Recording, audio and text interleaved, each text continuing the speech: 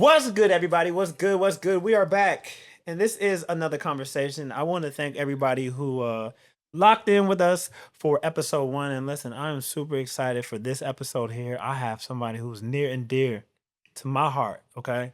To my heart. Yeah. Joy Gamby, all right? Joy Gamby is a multi-hyphenate entertainer and proud Southside Chicago native hailing from Inglewood. She's a stand-up comedian, actress, writer, host, director, and community activist whose dynamic presence has made her a rising star on the comedy scene. With a background in theater and radio broadcasting, she co-hosted and later led her own show. Joy transitioned... Where are we at? Okay, Joy transitioned into comedy in 2021, quickly gaining traction for her bold, energetic, and unapologetically clean performance. Known as the Queen Clean of comedy. You cuss now though. No, I started out cussing. You started out cussing. Yep, now you don't cuss. Okay, you don't cuss. Yep.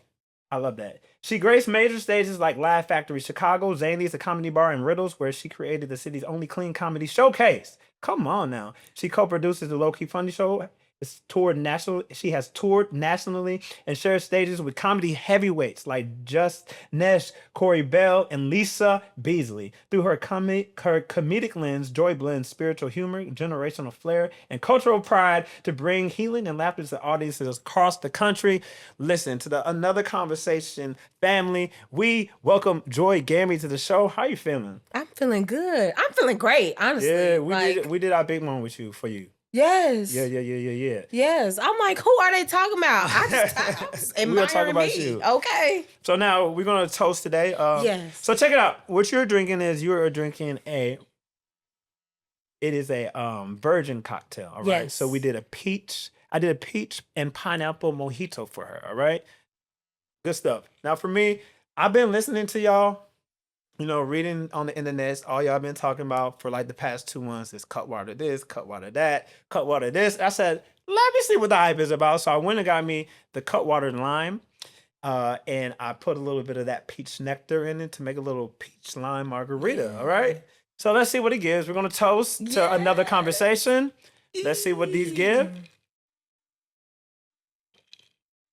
Man, it's good. I'll drink to that. Man, all right. Listen. Tastes like money. I gotta say it. Look at me. Miss Cutwater. That's a good bitch right there. That's a good bitch right there. All right, so check it out. We do something here on the show, and it is called Black Mount Rushmore. All right, yes. Black Mount Rushmore. Yes. And this week, we're doing the Black Sitcom edition. Yes. So myself and you are going to give our Black Mount Rushmore sitcoms. Black sitcoms, okay? Absolutely. You're going to start off because you're the guest. Okay. I'm going to start off. Number 1. Wait, I'm going to name all 4 of them, but this is not the order. Okay? Because it changes. It changes. Number 1, I'm going to have to say Martin. Okay. I have to say Martin.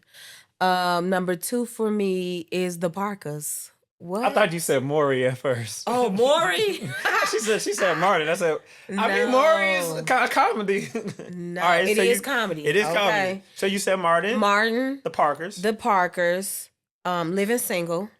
In the 90s kind of way. Yes. I'm glad I got my girl. And keep your head up. Keep your head up. Ooh, okay. That's the song. Okay. And then my 4th one is... I gotta give it to my girl, Miss Pat, the Miss Pat Show. Yeah. Okay. So I love Miss Pat. Okay, right, but that's controversial because we're talking about of all time. For me. She said for me. Yes, for my. So talk to me about it because I like Miss Pat a lot, but talk to me why you would put that because I know the people want to know.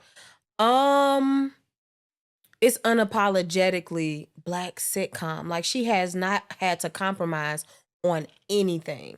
And I guess I'm looking at it on more than just the entertainment situation, right? Mm-hmm. Her investment personally to her work is outstanding. Okay. If you follow her life and follow what she does, like as a comedian, as a writer, producer, all of that stuff, she works really hard to put together that show. No, I get that. I like that.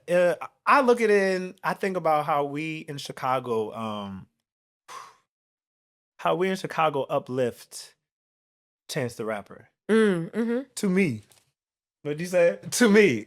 Yeah. Chance is not the greatest Yeah. rapper out of Chicago. He's not on my Chicago Mount Rushmore. But when people put him on there, I get it. Because it's what Chance, I think a lot of stuff that we love about Chance is what he does for the culture, what he does for the community, what he does for the kids, like how he puts his entire being. His entire being. His whole catalog. I just did a show at his theater. Yeah. A beautiful place. And he's always doing, giving back to the community. So it makes sense. So now, I hear you say Miss Pat, and after you explain that, I was like, okay. But that goes for all of the sitcoms that I named, though. Yeah. You got to think about it. Martin Lawrence, who he was, who he is to comedy, who he is to stand up, the hard work that he put in that, the cultural moments that we pulled from that. Him having to break different barriers. People don't know the behind the scenes of Black people really putting together these shows. Mm-hmm. Queen Latifah, and even them taking, they stole the concept for Friends from Living Single, but them even persevering in that. If the Parkers, do you know how hard they worked? Yeah. And they're still being syndicated with that show. The Parkers has never been taken off of television. Never. That's the only, I believe it's the only, don't quote me on it. I don't know. But I think I heard it on TikTok. That's the encyclopedia. Okay, that's the news. I heard it on TikTok. It's crazy. I heard on Encyclopedia TikTok that's the only Black sitcom that has not been taken off of television. Okay. It has ran since its inception. Inception or conception? Inception. Conception. What's conception? When you get a baby put in you. Well, but it was conceived. Yes, it was. Okay. So my top 4. I like your top 4. One last time for the people to flip it and reverse it. It was Martin, the Parkers, Living Single, and Miss Pat Show. Okay. Mine, Martin. For sure. Marty Marr, boy. This Marty Marr was so cool, right? Everything about Martin. Now, Martin is not the best Black sitcom ever. People, that's common misconception is that Martin is the best Black sitcom ever. It's not. Mm-hmm. But it's on Mount Rushmore. For sure. My number 2, well, this isn't in order, but this is my number 1. The Jamie Foxx Show. I understand. The Jamie Foxx Show, the way it was written, mm-hmm. The growth of like Martin stayed the same throughout, right? Yes. Martin stayed the same, and then season 5 of Martin disqualifies it from being the best ever because the reason we watched the show was for Martin. Was that dynamic? And then you had Martin walk into the room, and then Gina would walk out the room, and then Martin would walk into the room. It was like, what is this? So like season 5, basura. Throw it in the garbage. So that's why Martin cannot be the number 1 sitcom of all time. Yeah, because it didn't. Opinion. But Jamie Foxx, perfect show. Watching the growth of Jamie, watching the growth of Fancy, just like then Aunt Ella was such a grounding force on that show. Absolutely. Uncle Junior, so much comedy from Uncle Junior. He brought in like these guest stars. Like his mom was Gladys Knight. Yeah. His stepdaddy was Gerald Levert. Yes. Like there's so Jamie Foxx show. A staple. It's my number 2. It's so it was a little elderly though. It was a little mature. You know what I mean? It was so romantic. Nobody. Okay, I get that. Elderly is crazy. Yeah, I feel like you just named Gerald Levert. No, they had young people on. Gladys Knight. But Buster Rhymes, those were his who was gonna play his daddy. I mean his mama or his daddy. You right. Yeah. They had a lot of people. They had Busta Rhymes. They had Casey and JoJo. They had For sure. I just remember it being so mature. I'm like, oh, this is boring. You thought Jamie Foxx was boring? As a kid, though. Okay. As a kid. Now. I can see that. Watching Jamie Foxx now. Awesome. Chef's kiss. 3rd, Living Single. Yes. Living Single, Black excellence. Whoop, whoop, whoop. Number 4, nobody talked about it, right? Nobody talked about it. A different world. I think we forget. A different world. Literally changed the game. Black kids was going to college because of a different world. Yes. Everything was so cool. Dwayne Wade, right? We still wear the flip up glasses because of Dwayne Wade. I had some others that I would have put on, but I don't think they're sitcoms. Like, is Insecure a sitcom? I don't know. See, because if Insecure is a sitcom, Insecure goes on my Mount Rushmore. For sure. One of the greatest shows ever made. I don't know though. I don't know. But if I don't know if it's a sitcom. sitcom because it was drama. People, what do y'all think? Is Insecure? Why I said it like Insecure. is Insecure a sitcom? Is it a drama? Is it a I think it dramedy? airs more so on the side of drama. Okay. Yeah, because they were not not that they were not looking for the laughs. They were there, but it was more Kelly. so. But yeah, but Kelly, I don't know. Yeah. See, it makes you go. Because even back in the day, most sitcoms were centered around a star. Mm-hmm. You know? Honorable mention, the Wayne brothers. Absolutely. Love the Wayne brothers down. And sometimes it just interchanges sometimes. My honorable mention would be Blackish. Yeah, I can see that. Mm-hmm. I can see that.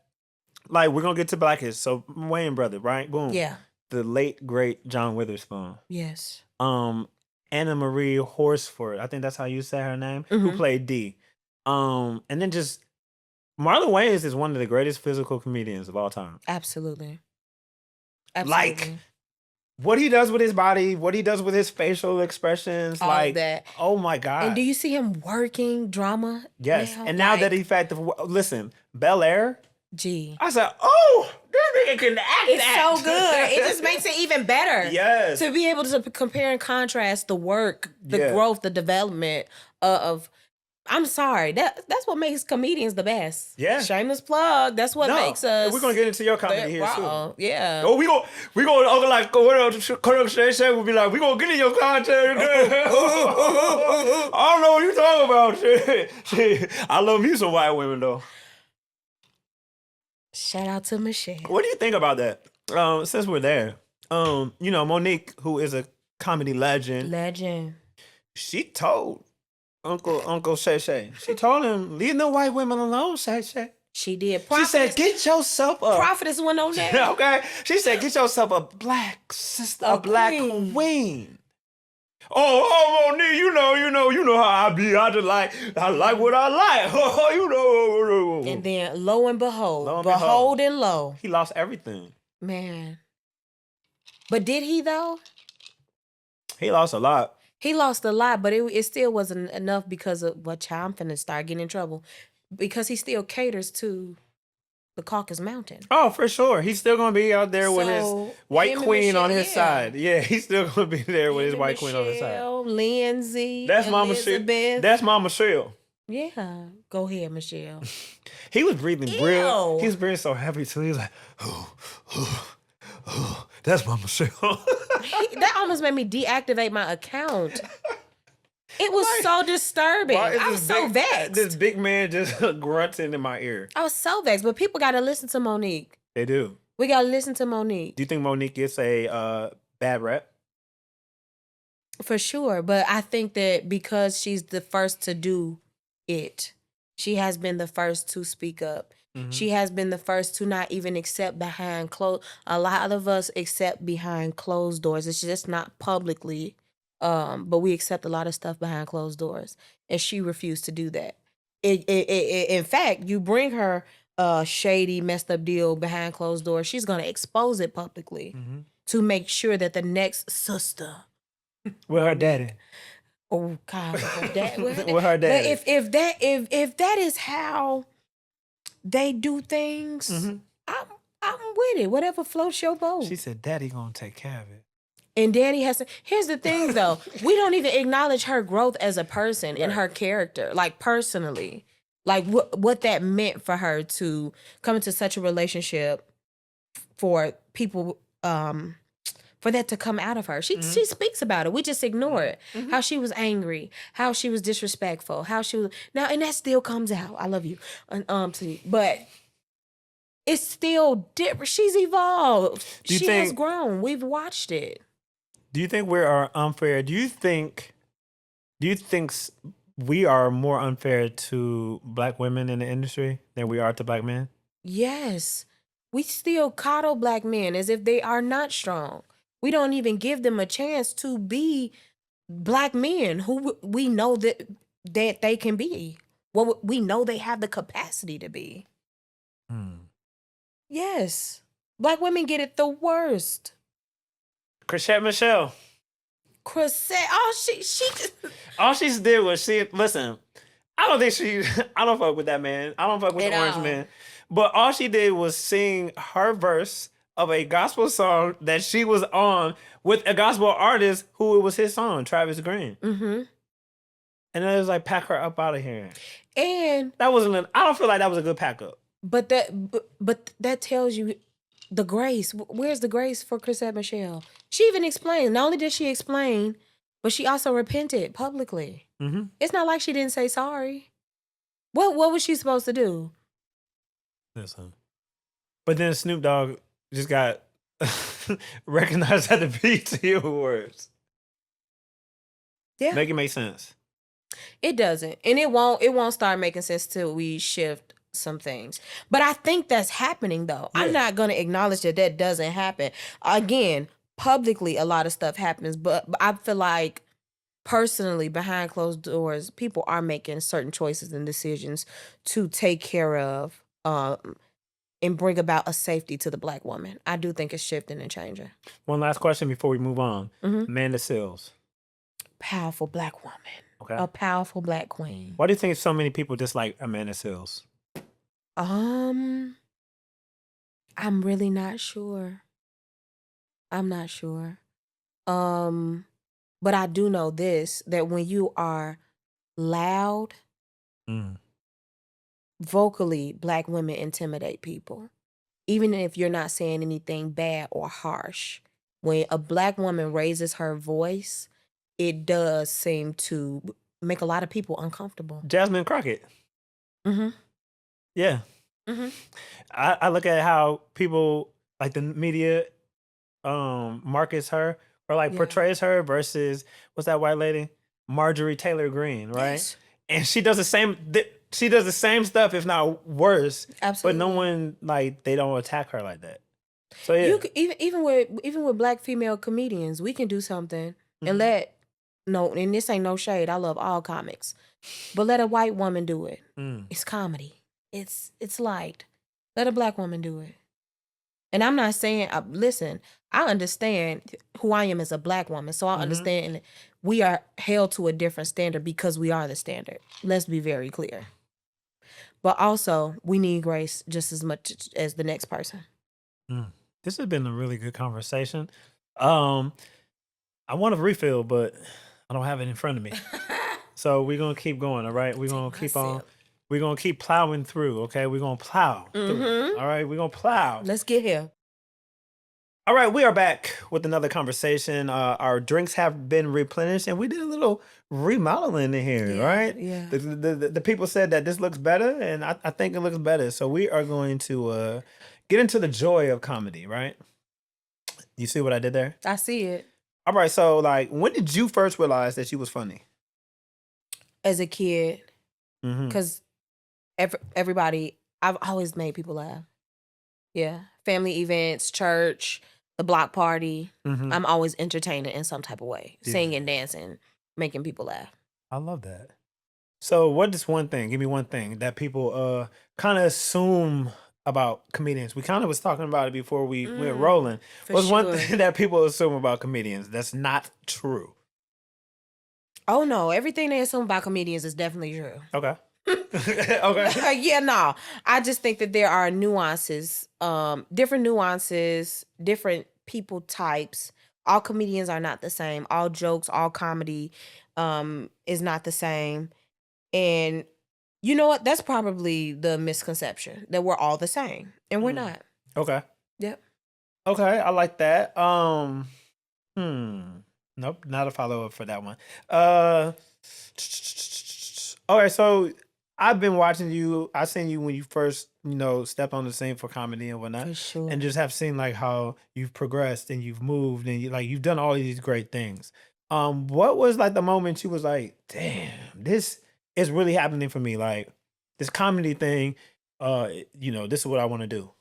It's so crazy because it was like that from jump. And I hate to be that person. Okay. But I love to be that person because I felt like that was God solidifying that I was in the right place at the right time. Mm-hmm. Even how I started doing comedy, I would do like mics every here and there. Mm-hmm. And then I had a couple of shows before I committed to it officially.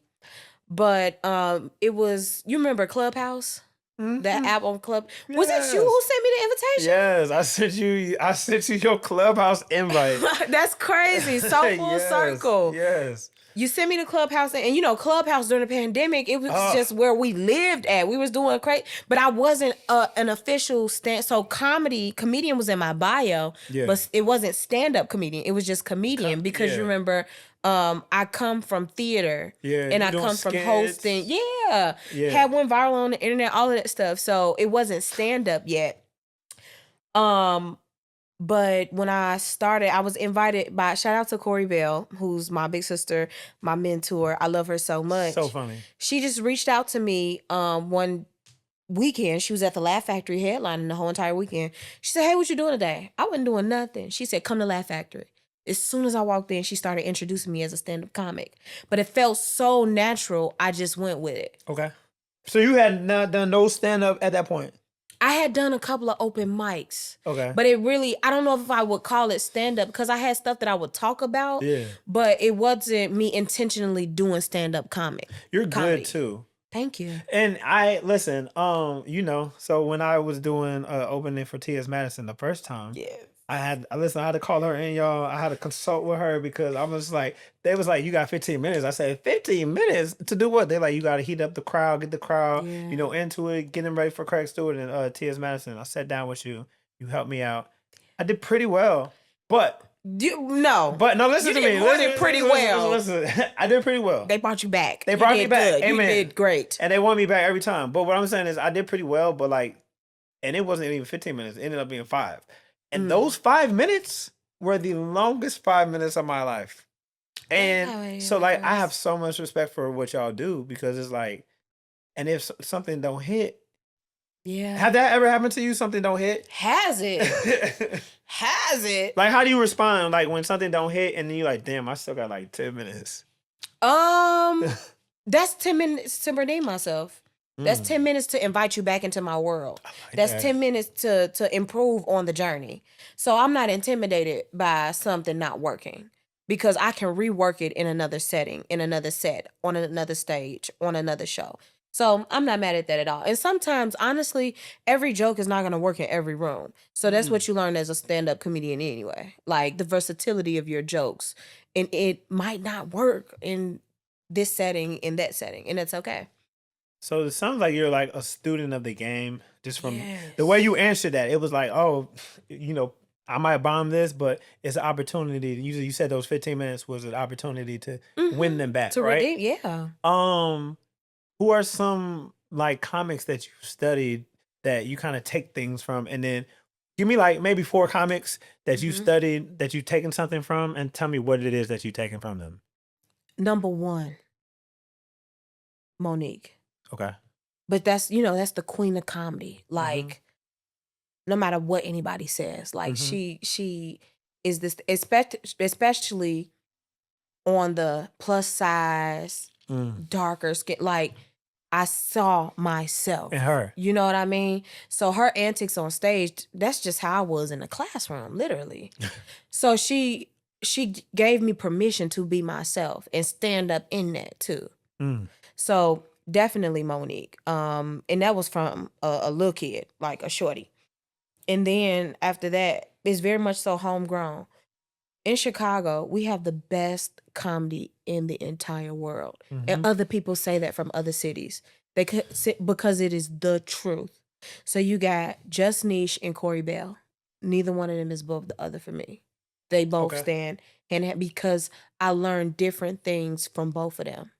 I even remember Corbell's a prophetess. Because she told me one day. She's a what? She's a prophetess. Okay. Corbell is my prophetess. And Just Niche is my apostle. Okay, she's your apostle? Yes. And what happens is they both bring different qualities that have strengthened me as a person. We're not going to talk about comedy.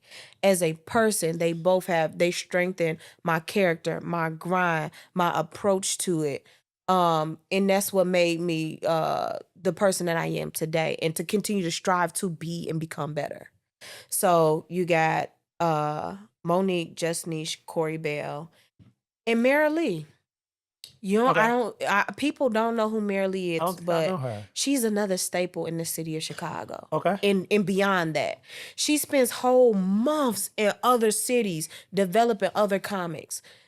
People have a new comedy club. They'll call Mary Lee to come in for a weekend, and she'll come and naturally just bring in a crowd. Her spirit is so great. And Mary Lee gave me permission to entertain for real. Because what'll happen is in stand-up comedy, they'll try to pigeonhole you to just talking or telling a story. I saw Mary Lee, because you know I'm an animated person. You know I know how to sing, you know I dance. I come from entertainment. Mary Lee will dance. She will sing that. She will sing down boots for the whole 20 minutes and it still be funny and mesmerizing. And you don't feel like you were cheated out of a comedy show. I think those are the best comedians. Absolutely. I think that's why I connect with Jamie Foxx so much, because like he would go from telling us a story about growing up to doing impressions, to doing crazy like the Wanda face, to at the keyboard singing down and being like, dude, I was just laughing, now I want to throw my panties at him. Yes. So, Brilliant. So it's just like those comedians are like some of the best comedians.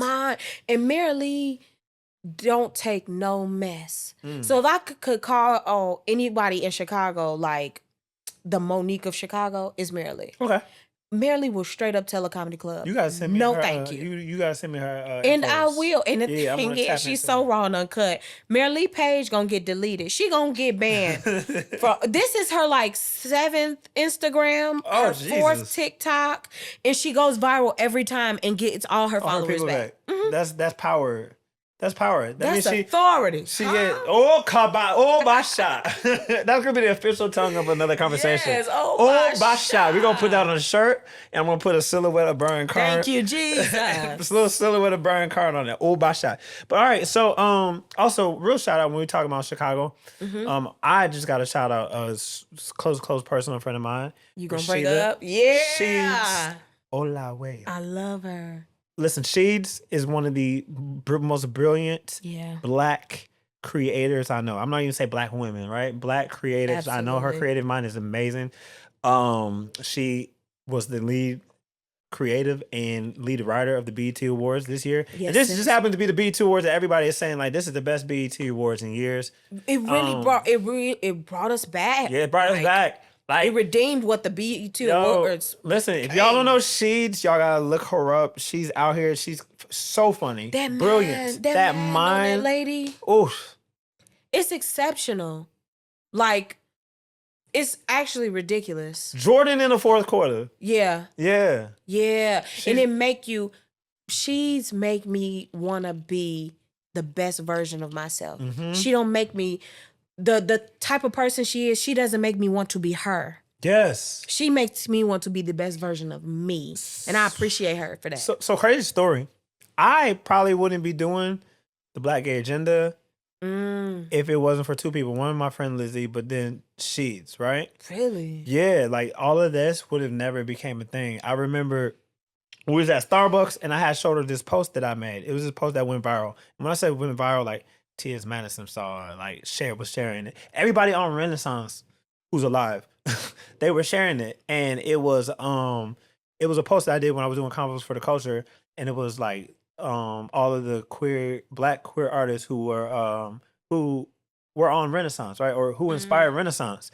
And it went viral. So I showed her that and she's like, oh, this is really cool. And then she was like, are you queer? Just like that. And I was like, sky blue. is the sky blue? Is a pig's pussy pork? So I was like, yeah. And she's like, yo, you need to like lean in on this. Like, this is authentic. This is you. This is woo, woo, woo, woo, woo. So like after that, it was like, you know what? Let me like really lean into this, right? Yeah. So like I think she's a person who's like, she pours into people. So much. And it's just amazing to see everything that like I watched her get it from the gutter, get it from the mud. Yeah. So seeing her in a place that she's in now is like beautiful. So y'all go check her out, all right? You got to. Go check her out. But check this out, right? What I want to ask you real quick before we wrap up, okay? Where do I want to go? Okay, so you're a Black woman, right? Yeah. Okay. No dolazol, right? So, how has being a black woman shaped the way you do comedy? It makes it harder because we're the best at it. Ooh, that's going to be controversial. It's the truth. You said black women are the best at comedy. Black women are the best at Black women inspire the best, who we consider the best. Black women have inspired them. Let's go. I'm serious, on all levels of entertainment outside of stand up. Black women inspire culture. We inspire the funny because we bring. I'm convinced that Abraham's wife Sarah was a black woman. Oh, Basha. I'm telling you. Oh, Basha. I'm telling you, black women. We of course we give birth, but seriously, like it's something about when we do a thing, because comedy is a healing. Mm-hmm. We got to take it there. We're going to take it there. Cold Basha. Right? Okay. Comedy is healing. Comedy is medicine to your heart. What is your heart? The heart is the soul of a person. This Cutwater is medicine to my heart right now. It's the soul of a person. This Cutwater is strong. It is. I've heard that. I'm on that. I think I overestimated the 13% on the can. Cause you seeing visions and dreams, ain't you? Oh my shot! It's not but keep going.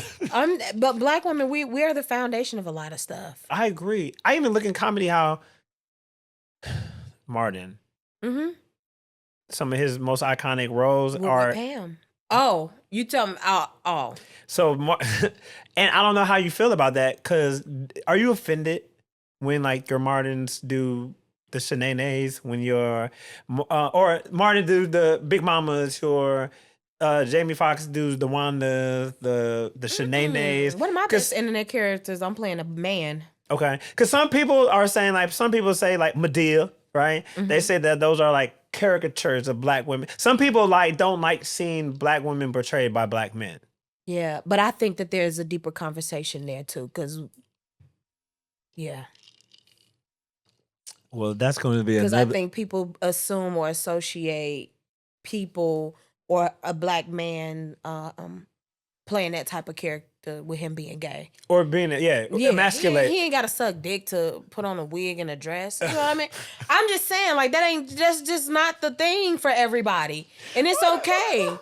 It's okay that your Uncle Laquan did that, and you need healing for that, and you have to get help for that. But you can't make that everybody else's story. And so what? I've never put on a wig. Anyway. But you have sucked it. Okay, that's the thing. Okay. Look at that. Full circle. On another conversation. Okay. Oh Jesus. Oh my God. No, I'm not offended. I'm not offended at that at all. If you choose to do that, that don't take away from anything. That don't bother me none. Right. No. Okay. No. Okay, we're gonna be closing here soon, right? We're gonna be closing here soon. But I did want to say I don't think I fully answered your question about being a black woman and it being hard to do comedy. Yes, because of the standard of the amazing black women that have gone before me. Okay. So I'm not intimidated. I'm very much so inspired by it. But there is a standard. Even the most raunchiest comic will go up there, kill. But even in their raunchiness, there is a story to be told. There is a seed to be planted. There is a connection to be had.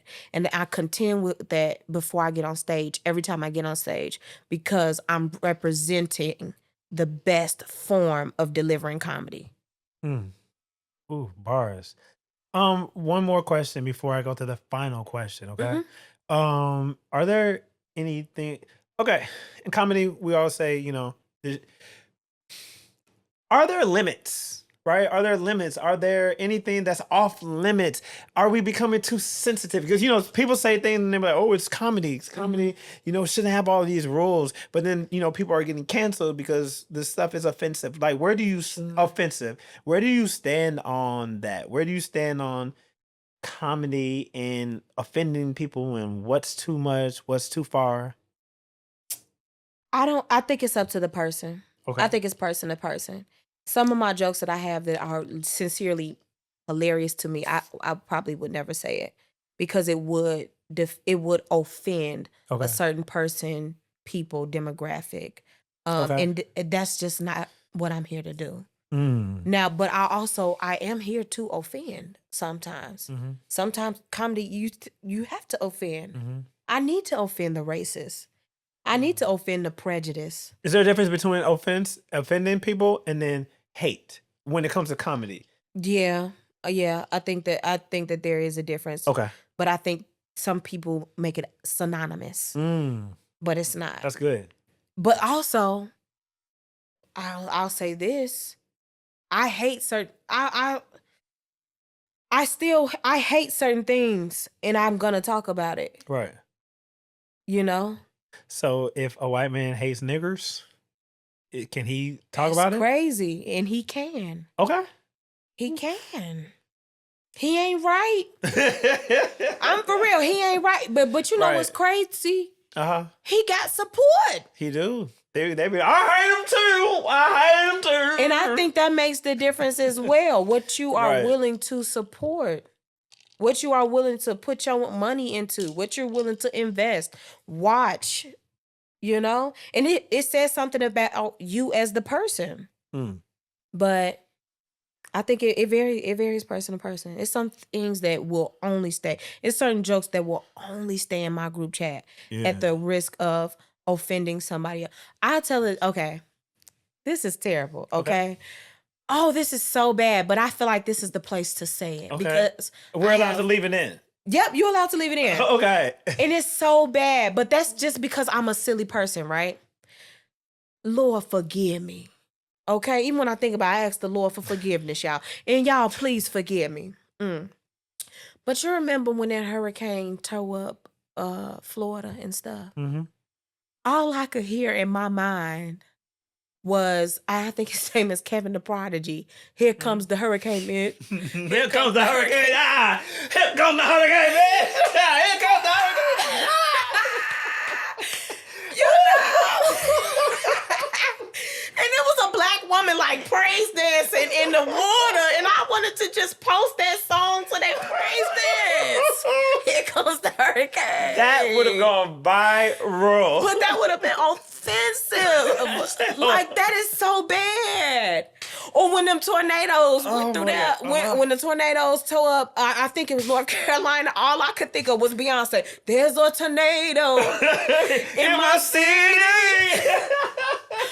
But it's my mind. Something is wrong with me. Oh, that is and I so don't good. mean no harm in it, but it would have been funny. It would have got laughs. I have a video in my phone right now of the Hispanic people. I will vote for Donald Trump. I got a whole video, and I put where it says Will, I put Will Smith. Where it said I put a picture of the eye. I sent it to my friends. I said I have to send this to y'all because I know I can't post this. I have to be mindful because I have a responsibility to take care of other people. That's in comedy. That's what we do as well. We take care of our listeners. You know, it's certain times where I won't do comedy if if something has happened to me in my life. You know, I'm more mature now where I can get on stage and talk about, you know, hardship and hard things. But I do not believe in bleeding on people because my comedy stage is my pulpit. You know what I mean? I have a responsibility. This becomes my church. This becomes my sanctuary. Even if it's for 5 minutes, I'm responsible for what I'm planting in your soul. And I got this from it's in the Bible, Elijah, right? What happens is we read it very religiously, but I believe he was doing a little stand-up set. So you remember when he said, okay, bring me 450 of Baal's prophets, and I'm gonna come out there. And they was doing all they did for hours. And Elijah got up and said, well, where God at? Is he asleep? No, maybe your God on the toilet. Right. To me, that was a stand-up set. Yeah. But what was it doing? It was not to embarrass them. It was to capture the hearts of the Israelites and to bring them back to the Lord. That's my Oh, goal you in in here comedy. preaching. Because it's serious to me. This is more than my passion. I thank God that my passion is his passion for me. Yeah. And I look and I found myself in the word. People, you got to find yourself in that word. You got to find yourself because you're there. Every person is there. Commentators are there. Podcasters are there. Those conversations, it's there. Yeah. You just got to look for it and you got to be open to it. So I'm planting the seed. And if I'm not planting the seed, I'm watering the seed. And if I'm not watering the seed, I'm redirecting you. Oof. What we say to that? Oh. Obasha. Obasha. Obasha. Oh, I put my own little razzle You dazzle put a on little. it. I'm You put a about to little go extra in. sauce in I'm there. about to go in. All right, so as we close out, first of all, I want to thank you for coming here. Thank you for having me. This has been a beautiful conversation. Yes. It's been another conversation. Yes. And as I talk, I think someone asked the question, why do we sing?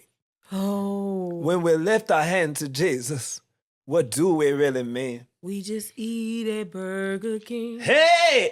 But no, I think, I slip into my Kirk voice. Yes. Every once in a while. I was actually on the red carpet, not a red carpet. I was doing the interviews, at a rooftop party. Okay. And randomly, I was like, so real quick, tell me about your outfit tonight. Didn't mean to do it, but I just do it so much that it happened. It was just there. Yeah, I got to stop it. I slip into Maya Angelou every now and then, too. Give us some Maya Angelou.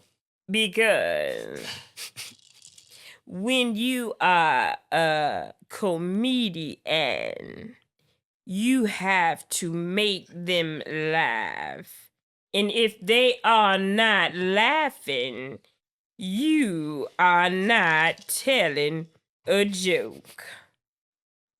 That's a damn good Maya Angelou. Thank you. Yeah, that's good Maya Angelou. So 5 years from now, Yes. it's the year 2030. Woo! Right? Woo! That just scared me. It's the year 2030. That sounds crazy as hell. Where are you at? Where is Joy Gamby at? According to TikTok, the rapture. Wait, what? TikTok said, I gotta stop with TikTok. Okay. Where is Jordan Gamby? Full-time. Oh, you just gave your government. I didn't use your government at all. Oh, you didn't? No, I said wow. Joy. That's crazy. Where is Joy Gamby? Where am I? 5 years. Ooh, I just be trying to store it over 5 minutes. 5 years. Hopefully. Okay, this is hopefully. Okay. Hopefully a reoccurring, like a main character or a main like person on a reoccurring actress. Okay. Like a TV series. show on the series. Okay. Mm-hmm. Okay. I also want to get into like my producer bag on the film and television side. Okay. I would like to be not done with education, but full-time entertainment, but also being who I am as an entertainer for the education sphere. Okay. Because I don't ever want to leave. Education is so important to me. You know what I mean? Because I'm still a full-time resource coordinator. Okay. But definitely not a full-time resource coordinator. Right. I would like to go back, say hello to the children, and leave. Multiple properties. Come on. Multiple properties, specifically on the south side of Inglewood. Okay.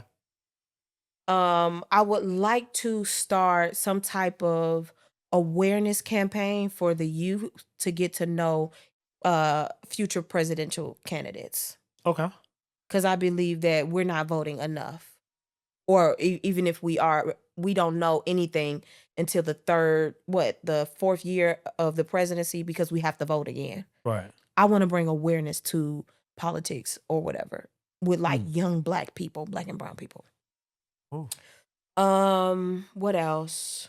That's about it. Oh, a husband. Okay. Probably a kid. I was about to say I was about to ask you. You want to what this is going to be a man's around? Oh, for sure. With some children. For sure. Even if I have to AI.